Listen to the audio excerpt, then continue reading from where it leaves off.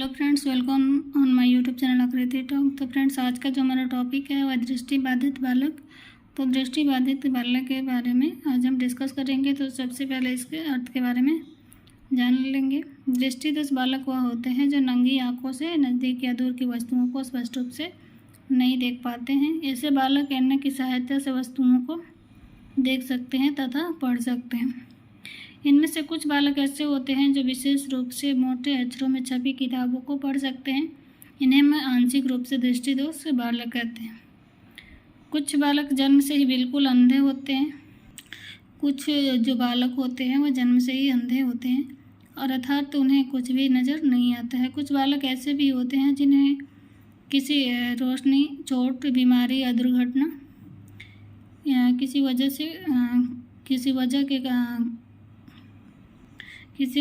उनकी जो रोशनी होती है चली जाती है तथा वे देखने में असमर्थ हो जाते हैं। इस प्रकार के बालकों को हम पूर्ण अंधा कहते हैं। तो आगे दृष्टिदोष बालकों की परिभाषा। तो अमेरिका के मेडिकल संघ 1934 के अनुसार कानूनी दृष्टि से पूर्ण दृष्टिदोष बालक वह है जिनकी दृष्टि क्षमता सुधार के बाद बेहतर आँखों से 20 फुट से 200 तथा इससे कम हो, अथवा जिनकी दृष्टि क्षेत्र सीमित हो और 20 डिग्री का कोण बनाती हो।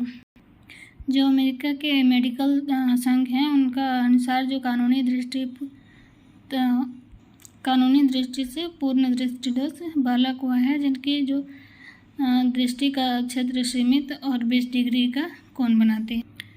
भारत सरकार ने समाज कल्याण मंत्रालय ने 1987 दृष्टिदोष बालकों को इस प्रकार से परिभाषित किया है। पहला पॉइंट है अपनी दृष्टि खो चुके हो, जो देख नहीं पाते हो। दृष्टिदोष 6/60 या 20/20 से अधिक न हो और चश्मे का प्रयोग से आँख उत्तम हो। दृष्टि का क्षेत्र सीमित हो और 20 डिग्री का कोण बनाता हो। उपरोक्त परिभाषाओं के आधार पर हम कह सकते हैं कि सामान्य दृष्टि वाला बालक किसी वस्तु को 200 फुट दूरी से साफ देख सकता है।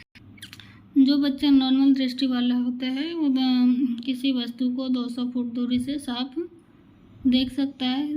लेकिन दृष्टिदोष बालक अगर उसी वस्तु को 20 फुट दूरी से स्पष्ट देख सकता है तो हम उसे दृष्टिदोष बालक कहते हैं। दृष्टिदोष का परीक्षण स्नेलर चार्ट द्वारा किया जाता है। इस चार्ट का विकास डच डॉक्टर हर्बर्ट स्नेलर ने किया था। इस चार्ट का प्रयोग दूर दृष्टिदोष को मापने के लिए किया जाता है। स्नेलन जो चार्ट है उसका प्रयोग दूर दृष्टि को मापने के लिए किया जाता है। इस चार्ट का पहला अक्षर ई होता है। सामान्य दृष्टि वाला इस प्रकार को 200 फुट की दूरी से पढ़ लेता है। अगर कोई इसे केवल 20 फुट की दूरी से ही पढ़ सकता है तो उसे दृष्टि दोष है। कभी भी अगर हमारे आँख में दिक्कत होती है तो डॉक्टर के जाने के बाद डॉक्टर इस तरह के जो स्नेलर चार्ट बना होता है उसके द्वारा चेक करते हैं। ये है स्नेलर चार्ट। दृष्टिदोष बालकों को निम्नलिखित श्रेणियों में बांट सकते हैं। पहला है आंशिक अंधे और दूसरा है अंधे। आंशिक अंधे यानी कि पार्शियली ब्लाइंड। आंशिक रूप से अंधे वे बालक होते हैं जिनको दृष्टिदोष होता है तथा वह दूर की वस्तुओं को दृष्टि यंत्रों की सहायता से देख सकते हैं।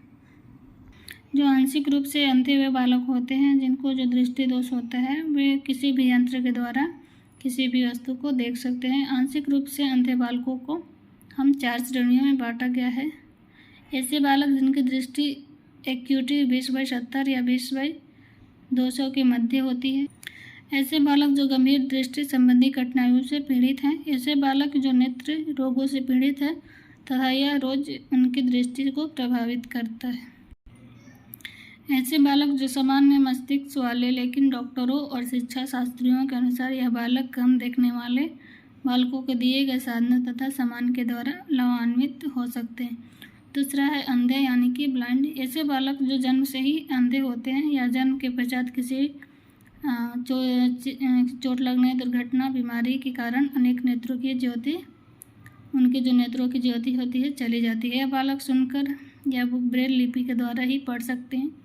इनको पूर्णतः अपने ज्ञान इंद्रियों पर निर्भर रहना पड़ता है। जो अंधे बालक होते हैं वे सुनकर या जो ब्रेल लिपि होती है उनके द्वारा पढ़ सकते हैं। आगे दृष्टिबाधिता के कारण, काउजेज ऑफ विजुअल इम्पेयरमेंट। दृष्टिबाधित के निम्नलिखित कारण हो सकते हैं। पहला है वंशानुगत प्रभाव। बड़ों का प्रभाव बच्चों पर अवश्य पड़ता है। कई बार देखा गया है कि अगर माँ बाप में से किसी एक को दृष्टि दोष है तो इसका असर आने वाले संतानों पर पड़ता है। यह दोष फिर पीढ़ी दर पीढ़ी चलता रहता है। जो वंशानुगत प्रभाव क्या है कि अगर यदि जो माँ बाप होते हैं उनमें से किसी को भी एक दृष्टि दोष है तो आने वाली जो पीढ़ी होती है उन पे भी पड़ सकता है। ये जो दोष होता है पीढ़ी दर पीढ़ी चलता रहता है।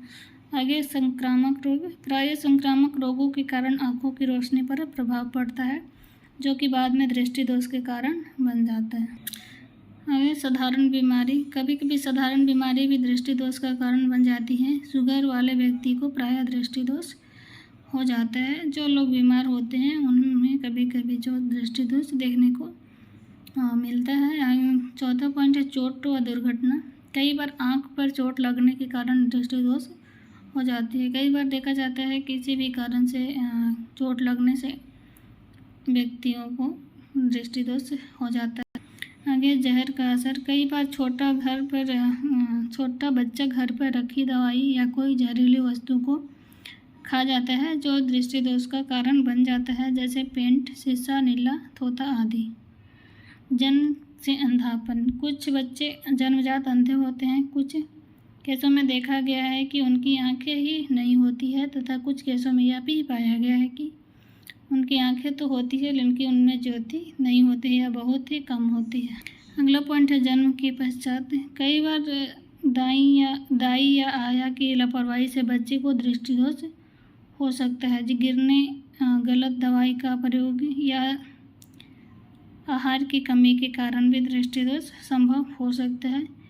तो ये थे दृष्टि दोष जो दृष्टिबाधिता के कारण। तो आई होप ये वीडियो आप लोगों को पसंद आई हो तो प्लीज़ चैनल को सब्सक्राइब कीजिए, लाइक कीजिए, कमेंट कीजिए और बेल आइकन पे प्रेस कीजिए ताकि हर वीडियो का नोटिफिकेशन आपको समय पे मिल सके। Thank you.